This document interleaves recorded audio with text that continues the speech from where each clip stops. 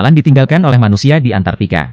Itu adalah hari ke-152-nya untuk bertahan hidup sendirian. Ia melihat bangkai ikan paus di kejauhan. Ia langsung berlari ke arahnya, berniat untuk memakannya. Tetapi daging ikan paus dibekukan. Tidak ada cara untuk memakannya. Ia harus beralih ke bagian lain. Ia baru saja akan membuka mulutnya untuk memakannya. Tiba-tiba sebuah anjing laut dan keluar dari dalam paus dan mengusir Alan. Alan tidak berdaya. Dan saat itulah, ia mendengar panggilan dari para sahabatnya. Mereka bertukar beberapa kata. Alan merayap lagi dan menggonggong 2 kali. Kemudian ia merobek sepotong daging. Dia pergi dengan gusar. Anjing laut itu marah, melompat ke dalam air, dan mulai mengejar Alan melintasi es. Alan mendapatkan perhatian anjing laut.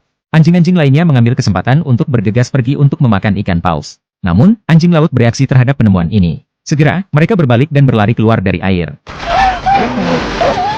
Anjing-anjing itu ketakutan. Tetapi Alan tidak takut. Dia berlari dan melompat tepat di atas anjing laut dan menggigitnya. Keberanian Alan menginspirasi semua orang. Anjing-anjing mengerumuni anjing laut. Ia akhirnya diusir. Dan kami semua bisa menikmati makanan yang enak. Puluhan hari lagi berlalu. Paus-paus itu telah dimakan habis. Anjing-anjing dibiarkan memakan burung-burung laut.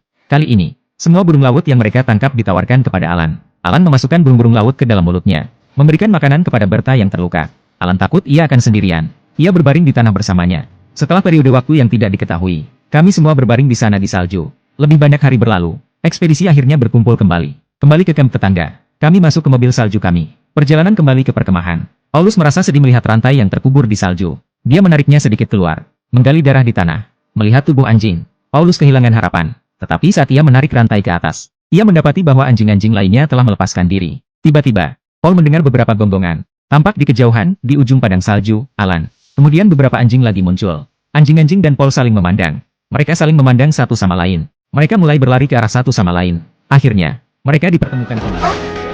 Tetapi Alan terus menggonggong pada Paul. Kemudian ia berbalik dan melarikan diri. Paul mengikutinya sepanjang jalan melintasi padang salju. Ia melihat Berta terbaring tak bergerak. Ia tertutup salju. Matanya terpejam. Paul tidak bisa menahan air mata. Ellen sedang menonton dengan tenang. Tiba-tiba, Berta bereaksi. Perlahan-lahan mengangkat kepalanya. Dia masih hidup. Paul menggendongnya kembali ke mobil.